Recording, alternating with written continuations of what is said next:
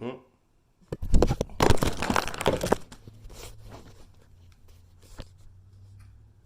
Time to commute to the gym.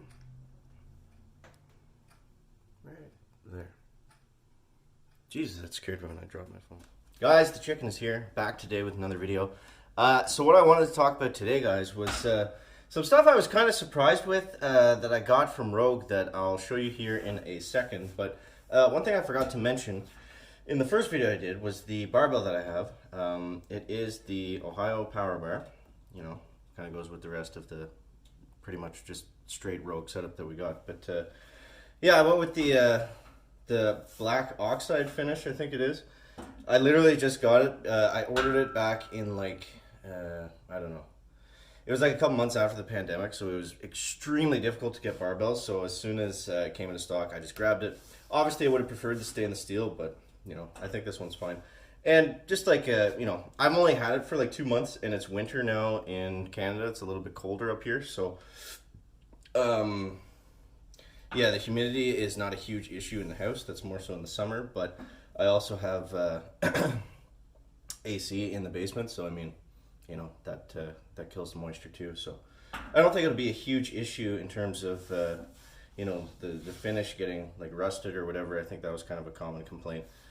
But yeah, so far there's no marks, there's nothing on it. And what I wanted to show you more so was, I'll scoot under here, was this. Now I gotta spin this around, so just a second. Okay, so now as you can see, we'll take a closer look at the knurling, if I can get this to focus.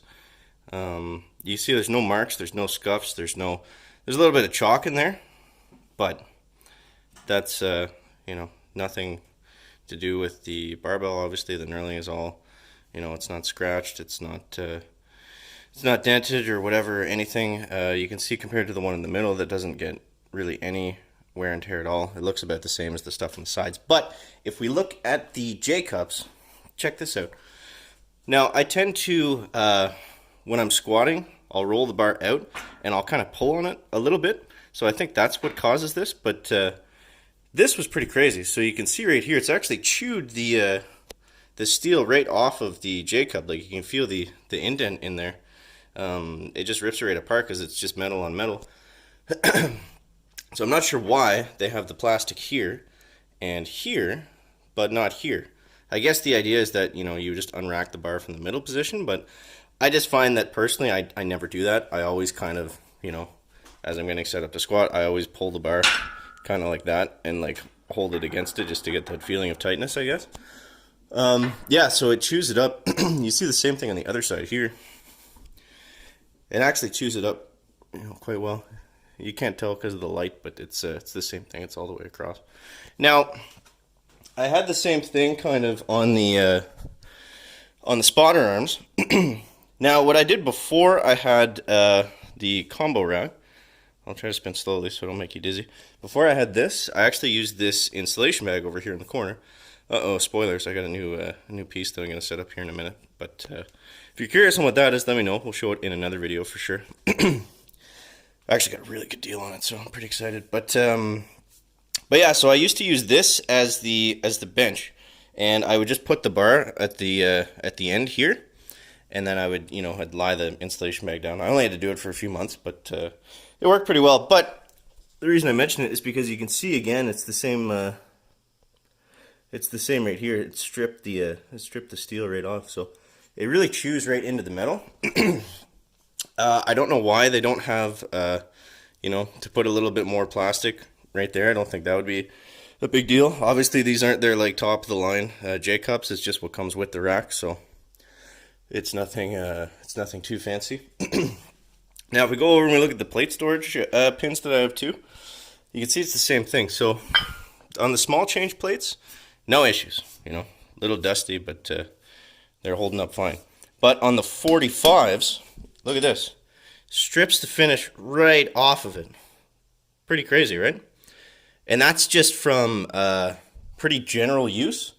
You know, working out a few times a week for, I think I've had this set up for, you know, it's less than 6 months. It's not a long time. It's not like it's like years of wear and tear that caused it. It came off like almost instantly. It starts to chew it off. So just kind of strange. I don't know why they don't use something else. That would be a little bit better because it does look. I mean, it's just an aesthetic thing, right? Like obviously, it's just a pin that holds the plates on the rack, so it doesn't make a huge difference. But yeah. So the problem is it strips the finish off, and then this will rust because it's just metal. So it just looks kind of, it looks kind of junky. And you can see the same thing here on the other side. So it's a little bit disappointed in that, but again, doesn't really matter. Here's my cable setup that I've got for the belt squat. I'll show you guys that in a separate video. But yeah, so if we compare it to roller cups, obviously there's going to be no issues here. So, I mean, you can see with the roller cup, there's no wear and tear. Other than the only time that I scratch these is when I have the block on the bench, this thing, and I don't want to spin the bar. I just push it, so sometimes it'll just kind of grind against the plastic. But even then, I mean, it's just plastic, right? So if it gets chewed up a little bit, it's not a big deal. It's not going to change anything. It doesn't really change how it looks. If I had a stainless steel bar, it wouldn't have that black like kind of paint residue or whatever it is. So yeah, let's go back over here. Slip up and under. So yeah, that's what I wanted to show you guys. I mean, obviously I'm super happy with everything, and it's not a knock against anything that I've done here or purchased, but I don't know, something to be aware of, I guess. And yeah, it would be nice if they could use like a different kind of finish that wasn't so easy to peel or chip, and then obviously rust once it's just the bare metal. But yeah, let me know what you guys think of that down below in the comment section, and let me know what you want to see in the next video. This package over here, or should I go over something else? Do you want to see the Echo Bike, or maybe the Scout Hyper? I got to use that a little bit more to review it, I guess. But yeah, stuff to think about. Stuff to think about. So guys, that is gonna wrap it up for the video today. Make sure to leave a like if you found it interesting, entertaining, or informative, and we'll see you next one, guys. Checking out Backpack.